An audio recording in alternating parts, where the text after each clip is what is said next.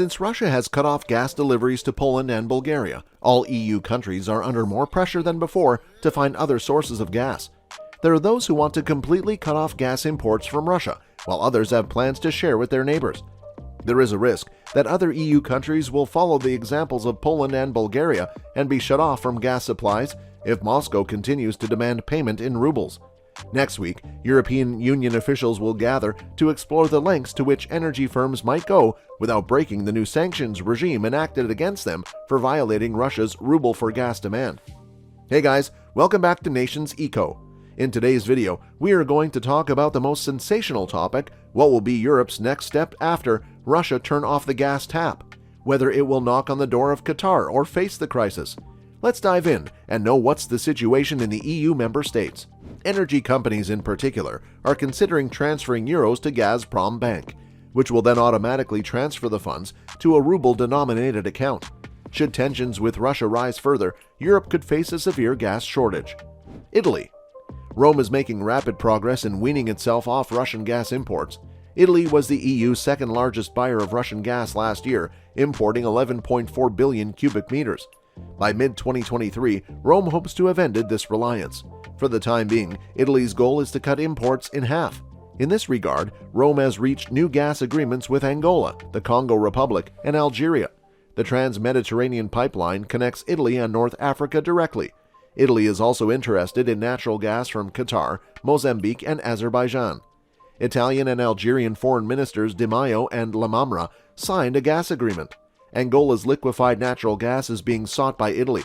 It already operates 3 LNG terminals and plans to build more. Authorities hope to open a terminal in Sicily.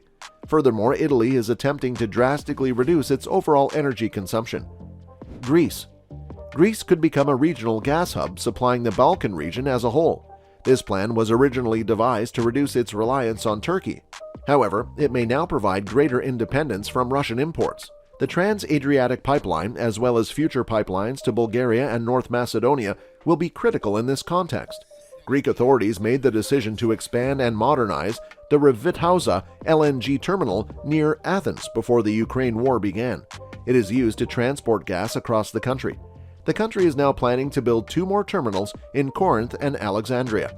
Greek Prime Minister Mitsotakis and his Bulgarian counterpart Borisov have reached an agreement to construct an LNG terminal.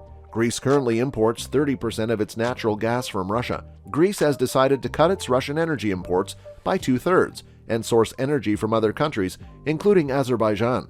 Greece also intends to tap into its own gas reserves in order to become more self-sufficient.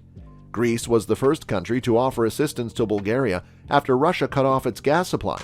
It proposed transporting LNG through Greek ports and the Turk Stream pipeline, which normally transports Russian gas to Greece, Turkey, and Bulgaria. The pipeline between Greece and Bulgaria, which has been under construction for more than a decade, is now nearing completion. Poland. Poland will also receive gas from its neighbors now that Russia has stopped delivering gas. European energy ministers will meet in Brussels to devise a solution. In the coming months, Poland could receive gas from Lithuania via a nearly completed pipeline. Should another EU emergency decree be issued, Germany would pump gas into Poland. In this sense, Russian gas would continue to flow into Poland, albeit via different routes. Poland's gas reserves are 3/4 full, and lawmakers have stated that the country will be independent of Russia. Poland, including Prime Minister Mateusz Morawiecki, is not under threat from Russian gas blackmail as a result of his country's diligence. He praised the Baltic pipeline, which will connect Poland and Norway and is expected to be operational, ensuring a significant amount of gas imports. Russia has already cut off gas supplies to Poland.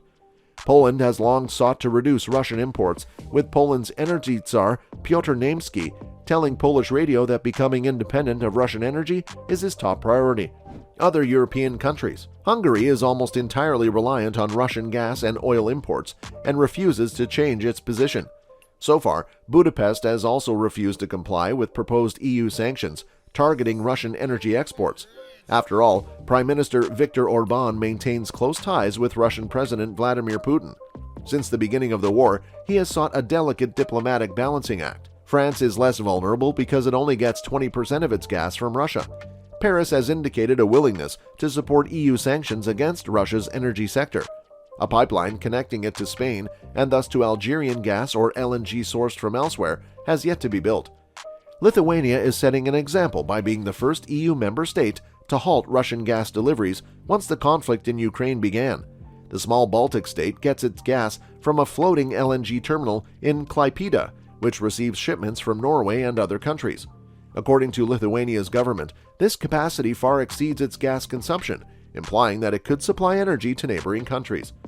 Germany is the EU's largest importer of Russian gas, which has put it under considerable strain since Russia launched its war on Ukraine. For years, EU officials and US officials have warned about this reliance. Germany's Energy Minister Robert Habeck has stated that the country could be self-sufficient in Russian imports by 2024. However, the country does not have a single LNG terminal. In terms of oil imports, Germany has indicated that it is willing to comply with a European embargo. Now let's understand how Qatar supports Ukraine's territorial integrity.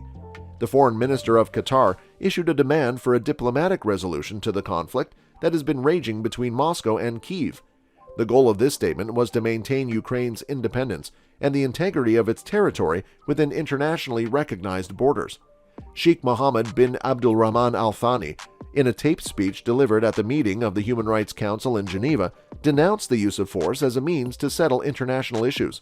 Russian soldiers continued to face a determined Ukrainian opposition on numerous fronts, while delegates from both sides met close to the border with Belarus to discuss a truce. The impacts of Russia's invasion have resonated throughout the Gulf area, where oil and gas producers are confronted with commercial and political challenges in lowering prices and reducing shortages in Europe. Why did the U.S. choose Qatar over Saudi Arabia and the United Arab Emirates as a major non-NATO ally? Saad al-Kaabi, the energy minister of Qatar, stated that neither Doha nor any other single country can replace Russian gas imports to Europe with liquefied natural gas. Russia is responsible for providing somewhere between 30 and 40% of Europe's supplies. There is not a single nation on the planet that is capable of replacing that kind of volume, and the capacity to do so with LNG simply does not exist, a statement made by al-Kaabi during a conference on gas held in Doha.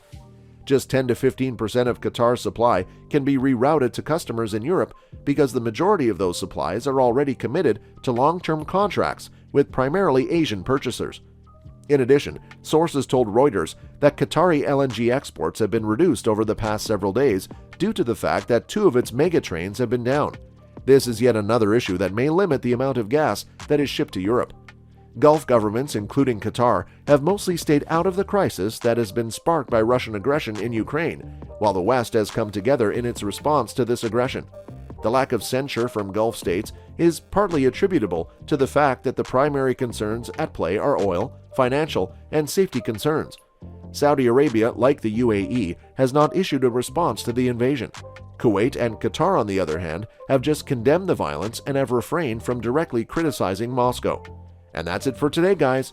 We sincerely hope you enjoyed the video. If so, please click on the like button and share it. If you have any questions or comments, please share them with us in the comments space below. Also, don't forget to subscribe to our YouTube channel to see even more of our incredible videos. And we will see you in the next one.